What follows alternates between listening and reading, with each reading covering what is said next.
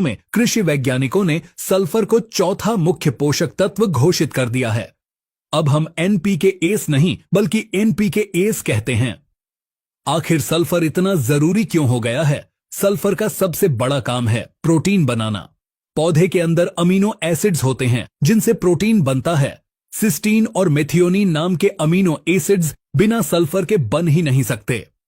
अगर आप दलहनी फसलें जैसे चना, मटर, मसूर, सोयाबीन लगा रहे हैं तो सल्फर के बिना दाने में प्रोटीन की मात्रा पूरी हो ही नहीं सकती। दूसरा काम है तेल का निर्माण। अगर आप सरसों, राई, मूंगफली या सूरजमुखी की खेती करते हैं तो सल्फर आपके लिए भगवान समान है। सल्फर तेल बनाने वाली ग्रंथियों को सक्रिय करता है। रिसर्च बताती है कि सल्फर का सही प्रयोग करने से तिलहनी फसलों में तेल की मात्रा 5 से 10% तक बढ़ जाती है, यानी वजन ज्यादा और भाव ज्यादा।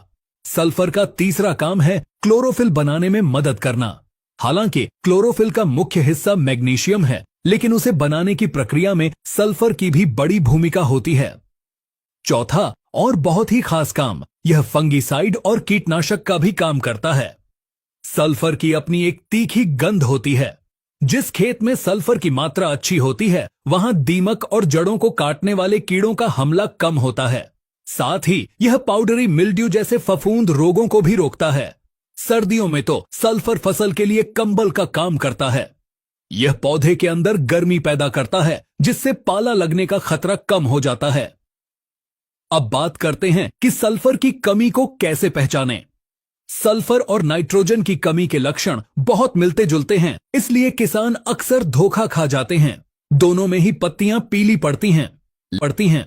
लेकिन याद रखने वाला नियम यह है, नाइट्रोजन की कमी से पुरानी यानी नीचे की पत्तियां पीली होती हैं, जबकि सल्फर पौधे में धीरे चलता है, इसलिए इसकी कमी के लक्षण हमेशा नई पत्तियों पर यानी ऊपर की कोमल पत्तियों पर दिखाई देते हैं।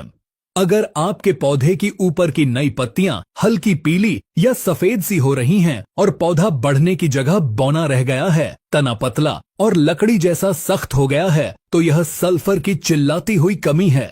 सल्फर की पूर्ति के लिए बाजार में कई विकल्प हैं।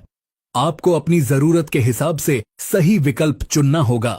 पहला है बेंटोनाइट सल्फर। यह दाल के दाने जैसा होता है और इसमें 90% सल्फर होता है। यह सबसे किफायती है, लेकिन ध्यान रहे यह मिट्टी में जाने के बाद घुलने में और उपलब्ध होने में 15 से 20 दिन का समय लेता है। इसे बैक्टीरिया तोड़ते हैं तब यह पौधे को मिलता है, इसलिए सल्फर को हमेशा बुवाई के समय ही डालना चाहिए। अगर आप इसे खड़ी फसल में डालेंगे तो जब तक यह काम करना शुरू करेगा तब तक फसल पक जाएगी। डोज है 8 से 10 किलो प्रति एकड़। दूसरा विकल्प है पाउडर सल्फर या डस्ट। यह 80% WDG फॉर्म में आता है। यह पानी में घुल जाता है। अगर खड़ी फसल में पीलापन है या पाले का डर है तो इसका स्प्रे करना सबसे अच्छा है। इसे आप यूरिया के साथ मिलाकर भी छिड़क सकते हैं। तीसरा और सबसे स्मार्ट तरीका है ऐसी खादें चुनें जिनमें सल्फर पहले से हो। जैसे अगर आप DAP की जगह सिंगल सुपर फास्फेट यानी इस SP का इस्तेमाल करते हैं तो उसमें 16% फास्फोरस के साथ साथ 11% सल्फर और 21% कैल्शियम मुफ्त में मिलता है।